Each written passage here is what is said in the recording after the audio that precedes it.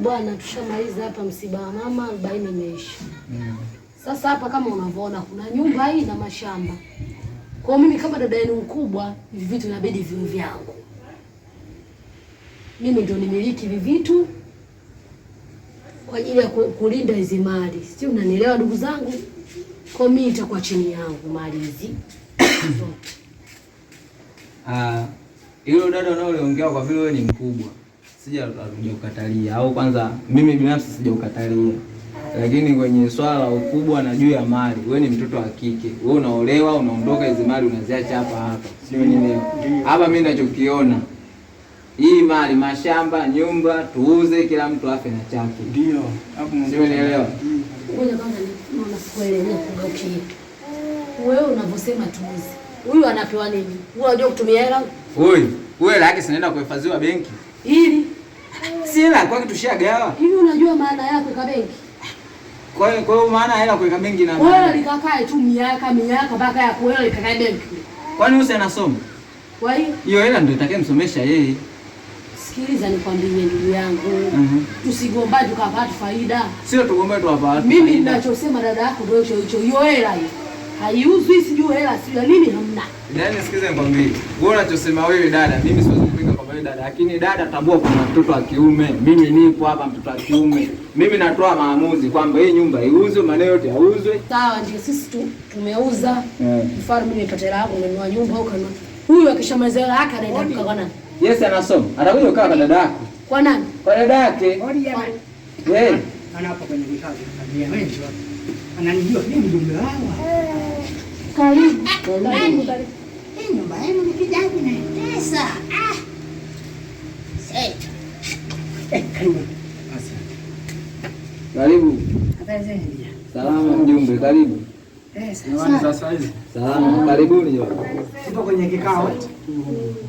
Samahani lakini hawa kama mnavyojua mimi mjumbe amewaelekeza kwa bana hawa watu kuna sehemu wanaenda nasema pale kwa nani kwa Gairo nasema so kitu mbaya sasa hawa ageneze mimi kama kawaida kwani waache kwanza kama kuna tatizo. Sawa, karibuni jamani wageni, karibuni. Mjumbe sisi tunashukuru wamefika hapa. Kama ni kwa wageni. Karibuni jamani. Mjumbe basi asante. Haina shida. Ngoja tuletee viti. Yeye pigeni kabisa. Karibuni. Sawa, haina shida. Haya, asante.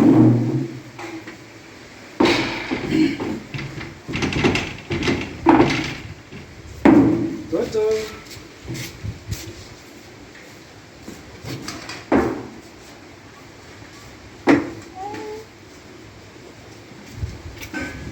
Jamani karibuni. Jamani chukue kitu. Naomba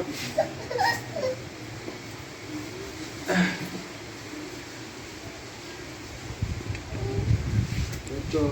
Karibuni. Asante, tunashukuru.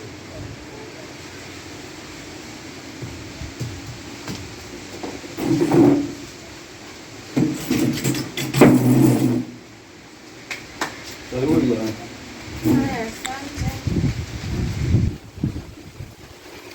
Sasa swali tu basi tusikishi kwa kusikiza dunia. Wenyewe wanahusu masuala ya familia. Jamani karibuni. Haya, asante, sisi tunashukuru. Samahani kwa kuwaingilia na kuwakuta katika kikao chenu, na sisi wageni wenu tulikuwa na jambo letu kidogo tuzungumze, na pia poleni ya matatizo aliyowakuta ya kufiwa na mzee. Tumeongozana mimi hapa na mwenzangu, tukasema ngoja tutembee kidogo tuje huku kuzungumza hata na ndugu zetu. Karibuni mzungumzeni. Atajua nini. Asante sana. Sisi hapa ni wawakilishi kutoka katika kampuni ya Wapemba Enterprises. Yaani kwamba ni kampuni inayohusisha na mkopo. Mzee Gairo kabla hajakufa au mauti kumkuta, alichukua mkopo katika kampuni yetu. Sasa alipochukua mkopo katika kampuni yetu wa milioni 50. Akawa amerudisha milioni 250 kutoka kusalia nusu na yake milioni 250. Ambazo alishika kuzirejesha. Akawa ameuza nyumba hii pamoja na ile eneo lote linapokaa hapa. Kwamba imechukua fidia katika ule mkopo alikuwa amechukua. Kwa hiyo sasa baada ya kupata taarifa kuwa mauti yamemkuta, tukaamua kuja na kuambia hicho kitu. Maana yake ile eneo mpaka sasa ni mali ya Wapemba Enterprises. Na sisi ndio wawakilishi hapa, mimi na bibi kwa tumetumwa. Nataka nijue kwanza, kaeka zamana au kauza? Kwa nyumba tayari kashauza na eneo lote hapa. Dada samani, ngoja naulize. Wakati anauza katika sisi familia yake watoto wake wote, kuna mmoja wapo alikuwepo?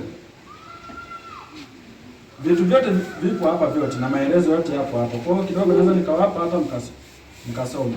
Kila kitu kipo na saini zake. Kwa sababu yeye alikuja katika kukopa na hakuja na mtu wote isipokuwa alikuwa na mzalimi wake mmoja tu ambaye alikuwa ni mama yenu pia. Na kwa siku hizi sijate kwa wapi, maana ni muda sana hayupo hapa. Kwa hiyo kidogo unaweza kujiridhisha hata saini zake nini kila kitu. Yaani hapa tuwezi kupata ukweli wa mama yenyewe katokafu tumemaliza 40 jana. Leo tumeka kikao. Kwa hiyo mhusika na huyo shahidi mzamara sijui wote wamededi. Poleni sana.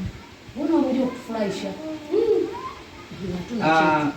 Viongozi, nyie mmekuja kwamba hii nyumba mzee keshauza. Maandishi na makubaliano ya huko kwa mzee, sisi kwa ufupi wa familia hatujui. Na uzuri zaidi bora yeye mzee mwenyewe angekuwepo. Na yeye mzee wakati anafariki hajaacha hata usia wala hata mtoto. Huyu hapa mzee wake wa mwisho hata akumwambia kwamba bwana mimi 1 2 3 au atuonyeshe yale makaratasi yake, madokumenti yake kwamba labda mimi nimechukua huko mkopo sijui nini, si hatujui. Umeelewa? Kwa hiyo sasa hatujui hapa sisi tunawasaidieje. Umeona? Na sasa hivi tunapoona nyie tuna wasiwasi na nyie. Inawezekani tu mnakuja, sisi tumepata msiba tunamaliza 40 leo mnakuja kwamba mzee. Wakati mzee hajafariki kwa nini mjaje? Unajua kwa peke tu mdogo wangu. Hawa sio wandazimu.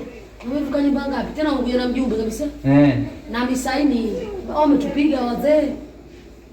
Sasa kama mzee wametupiga, pia itabidi sasa tumhusishe na mjumbe. Yeye mjumbe wakati hao anakuja lazima na yeye alikuwepo. Umeona? Hizo saini katika unaweza ukauza nyumba, familia, watoto hata mmoja hakuna anayejua. Jamani. Sikiliza nikwambie ndugu yangu. So kama sisi tumekuja tu. Kabla mzee mauti kumkuta, sisi tulikuwa tunaongea naye na ofisini kwetu alikuwa anakuja. Na baada ya kumaliza malipo yote, ya maana yake ya kumaliza ile nusu kwa salia pale. Milioni 250 hizo zilikuwa zimesalia. Pale kilichofanyika maana yake kwa kumeuzwa, ila kama anasema kuwa atahama. Kwa hiyo sasa sisi tukaje tukapata taarifa kwa amefanya nini? Amekuta mauti. Baada ya kupata taarifa hiyo, tukaja kujithibitisha na tunakuta katika kikao. Sasa hii mali hii eneo na hii nyumba, mali katika ile eneo zote tulikuwa tunataka tuitumie. Maana tayari ni mali yetu sasa. Mabururu, mbona umekaa kimya Mabururu? Changamkeni hao watakiwa waondoke, msikubali. Nikwambieni kitu kimoja. Ninapojua mimi kwamba wale wanaokuja au sisi familia yetu wazazi wetu wanahitaji kwenda kuchukua mikopo, zamana ni sharti iwe na watu 2 au 3 ambao wanahusika ndani ya familia. Simenielewa?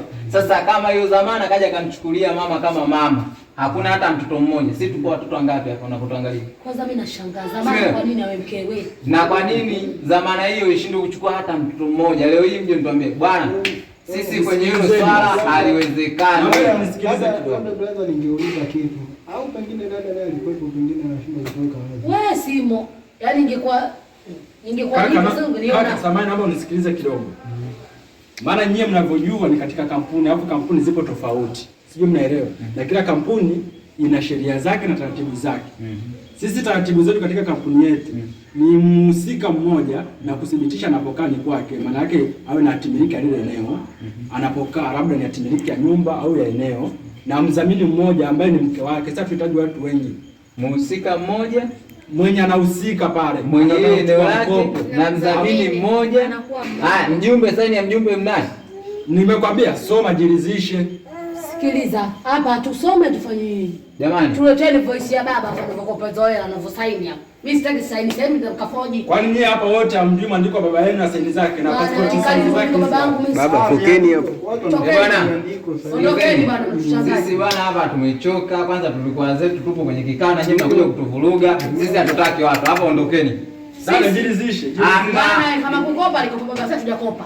Hii mali yetu sisi tunajua mambo madeni ya baba na kamdaini kabulini. Yeah. Kalete panga. Jamani. Ondoke bila. Hapa sisi tunahitaji kwamba nyinyi ondokeni. Ondoke tu bwana. Mtafuteni mjumbe huko mtamalizana na mjumbe. Mjumbe si ndio anashikilia sasa hivi. Kwenu waelewa. Sisi tunakuomba. Jamani, nyinyi vipi kwani? Vurugu. Tunakuomba. Jamani dada, tunahitaji vurugu. Huyo mzee keshafariki. Huyo alokuja kuchukua saini ya pili mkewe naye keshafariki. Sisi watoto hatujui hapa. Simetuelewa. Kwa hiyo hapa kinachotakiwa, jamani, sisi hatutaki ugomvi. Tumekuja kwa taarifa, kwa hiyo muame. Yaani Sisi hatuami. Nikiinuka ndio hapo lazima. Wewe unataka sisi tuame? Sisi hatuami. Kaka, samani. Tutafutie. Hebu kwenu taratibu basi. Hatuwezi kuwa taratibu na kama tumekuja kwetu. Ina maana sasa tunaweza kufanya mpaka tuje hapa. Sasa umekuja sisi tushapa maelekezo. Nakuuliza matapelo na akili. Angalieni sasa. Bwana wewe toka. Sisi hatutaki kuangalia. Kaka, inatosha. Wainueni viti vya gharama hivyo ndio kama. Brother tunawachelewesha. Nyanyipeni. Hapo nikachukue panga langu. Mkaa. Kwani sheria zipi? Sheria zipo hizo. Naomba dokumenti zangu. Jamani, naomba dokumenti zangu. Saidiane moja. Maana sisi sio machizi kuja hapa kwa sababu ya kitu. Sijui unaelewa. Oya, hizo sheria kama zipo tutaelewana hapo hapo. Wao mnataka ujinga nyie. Yaani anakuja kwenye familia ya watu mnakuja mnatupiga makelele kibao. Wewe